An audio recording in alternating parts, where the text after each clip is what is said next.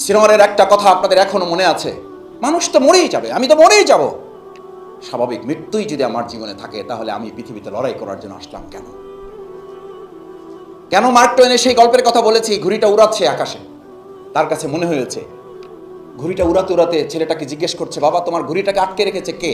বলছে, বাবা আমি যে সুতা দিয়ে ঘুড়িটাকে উড়াতে এসেছি, আমার সেই সুতাই এখন আর ঘুড়িটাকে উঠতে দিতে চায় না। তার মানে সুতা শেষ হয়ে গেলে তো ঘুড়ি উঠতে পারে না। বাবা এবার সন্তানকে শেখানোর জন্য বলছে, একটা কাজ করো, তুমি যদি সুতাটা ছিঁড়ে দাও তাহলে ঘুড়িটা অনেক উপরে উঠে যাবে। ছেলেটা আত্মচিৎকার দিয়ে উঠলো, এত সুন্দর এবং এত সিম্পল একটা আইডিয়া আমার মাথায় আসলো না, যে সুতাটা ছিঁড়ে দিলে ঘুড়িটা অনেক উপরে উঠে যাবে। সেই সুতাটা ছিঁড়ে দিয়েছে, আনন্দে আত্মহারা হয়েছে।